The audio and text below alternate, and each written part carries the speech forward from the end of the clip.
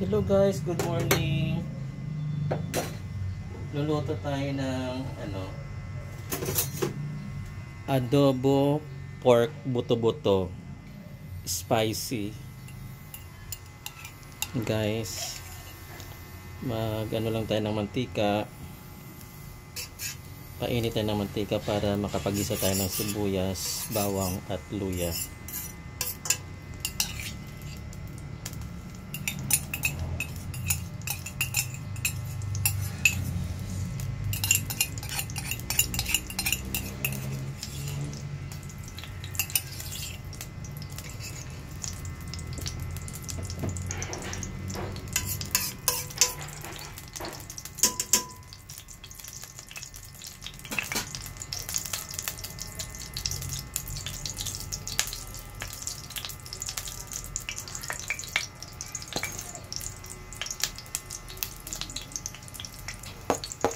Isa na tayo ng bawang. Unahin na muna natin.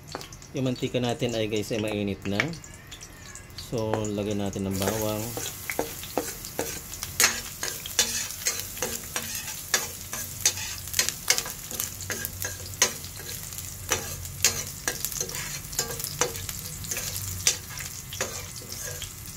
Sunod natin yung sibuyas.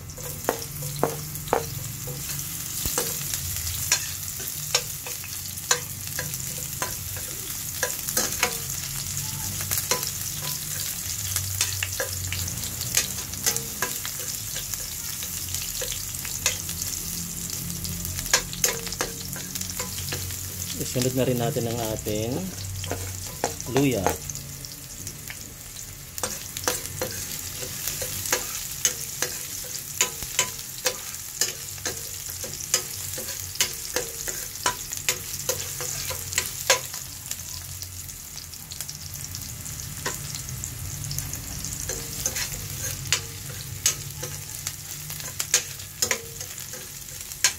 Haluin lang natin to guys hanggang sa mag-brown ang bawang at saka yung sibuyas at luya bago natin ilagay ang ating pork buto-buto. Yan na guys, nag-brown na ang bawang, sibuyas, luto na rin, pati ang luya. Ilalagay na po natin yung ating buto-buto.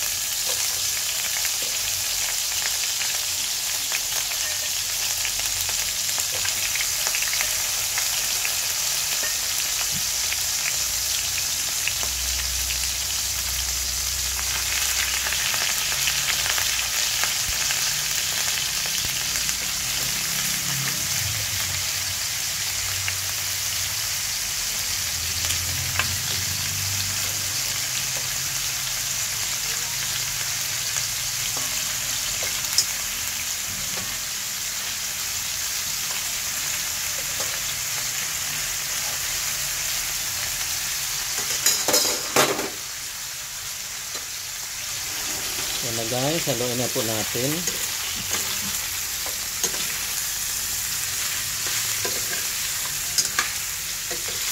Ito guys, sana masarap ito sinabawan dahil tag-ulan. So hindi naman pwede na gawin nating sinabawan kasi nga hindi ito mababaon ng mga trabahador ko. Yan. Ito kasi guys, kaya ako gagawin tong adobo spicy para pambaon na rin ito ng mga trabahador ko, manggagawa ko. Manggagawa talaga. Yung yan mga anak ko, yan magbabaon yung guys sa trabaho. Yan, kailan natin yung natin iiwanan yan maya-maya lang. Wait lang ha, haluin natin mabuti. Yan. Kasi baon nila pa ito hanggang bukas guys eh. Alam mo yung anak ko nagbabaon sa trabaho kasi nga eh.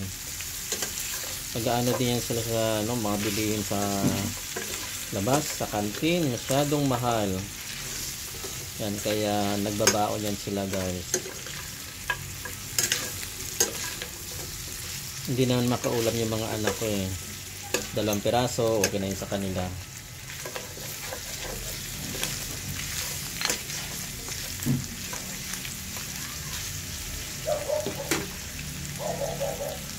And guys,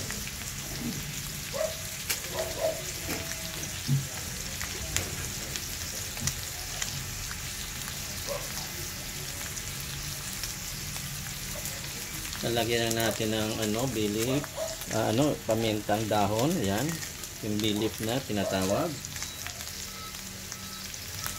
May pamintang powder din.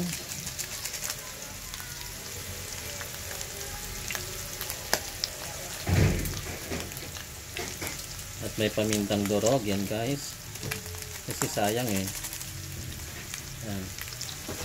Kaya pinagalo ko ng pamintang durog at saka pamintang crack.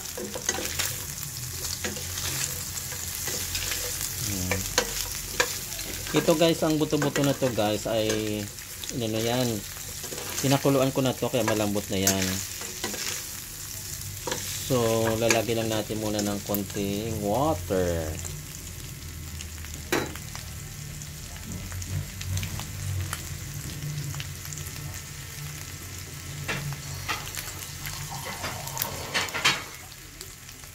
Lagyan natin konting water guys. Ayan.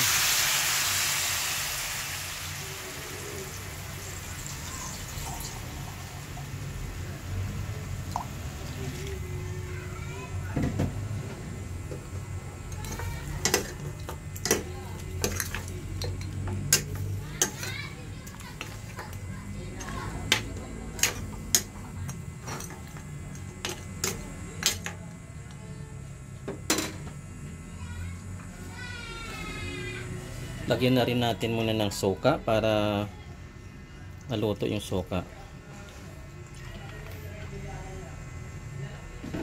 Suka lang muna guys.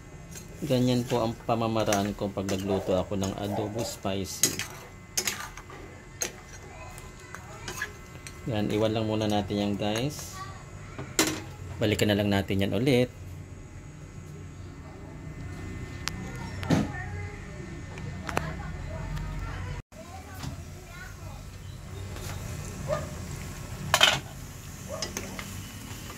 Guys, wala na ang amoy suka niya, so lagyan natin guys ng toyo. Yan, toyo kasi ang adobo ko ay dapat medyo tuyo-tuyo siya, na konting sabaw lang kasi mas maganda kasi yung tuyo. Yan. So marami tayong nilagay na na toyo.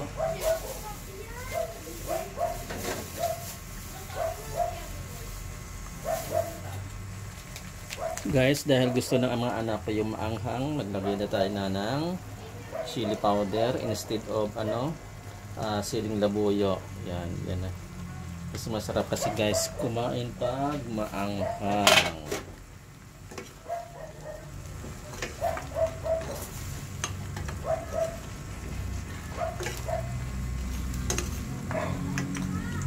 Yan na.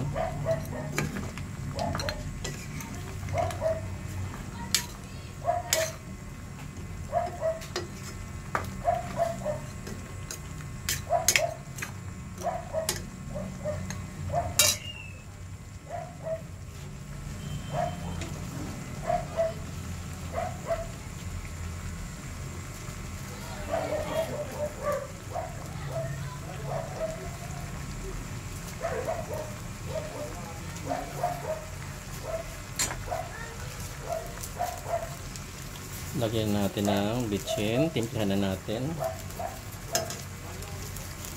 Ayan, konting bitchin lang.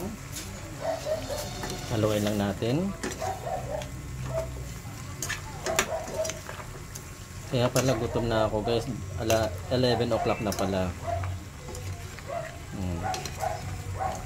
Siyempre yung asawa ko at saka yung isa ko pang anak, ayan, magutom na rin yun. Kaya ito guys, madali ko na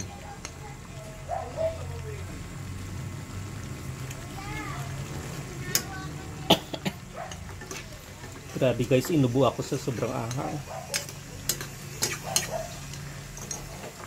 Pero yan guys, masarap talaga yung kumain. Pag mga ganito na ulam, eh, sa amin lang ha, masarap kasing maanghang-anghang.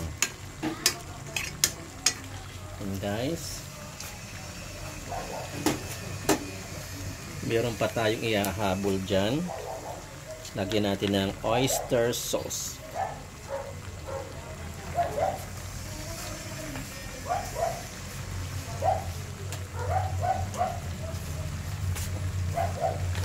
Lagyan na natin ng oyster sauce.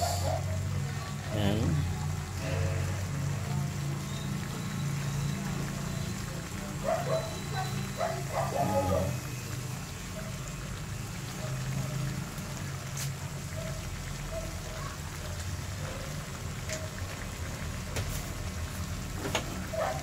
Natin halo-haloin lang. Kasi ang oyster kasi nagpapaluhapot din yan eh. Sabaw. At saka nagpapabango yan sa nagpapabango at nagpapasarap sa isang lutuin. Yan. Kaya masarap talaga dahil guys, lagyan nyo ng oyster sauce.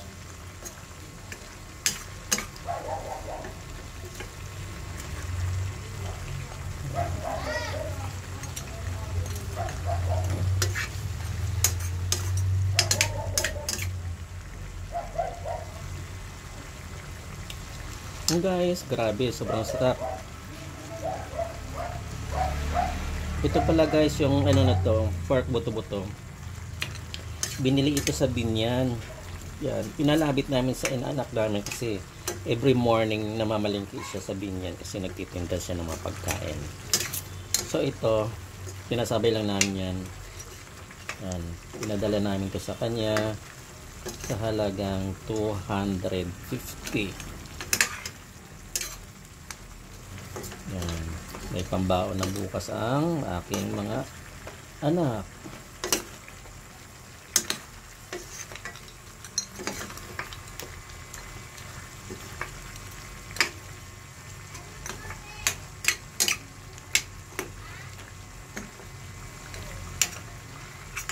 Tikman lang natin guys kung ano ang lasa.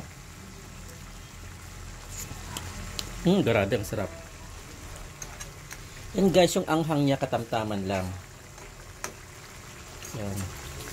Huwag masyadong maraming chili powder. Kasi pag maraming chili powder guys, uubuhin lang kayo sa sobrang anghang. Yan. Yan guys. So guys,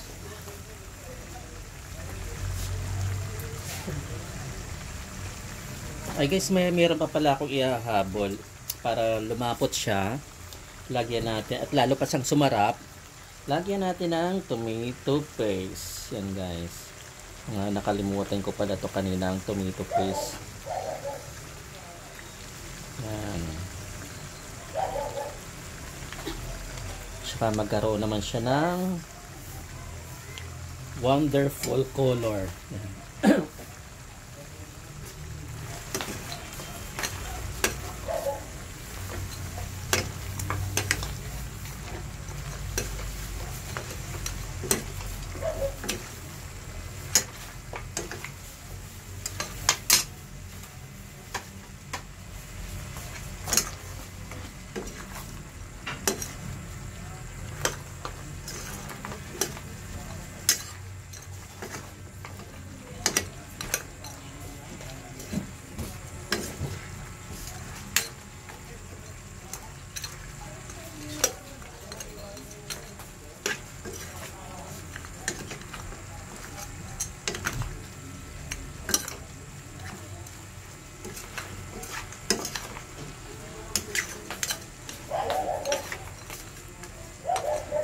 Ito na guys ang aming buto-buto spicy adobo. And guys. Okay guys, maraming salamat. Don't forget to share and like and subscribe my channel Toto Bornia. Thank you guys.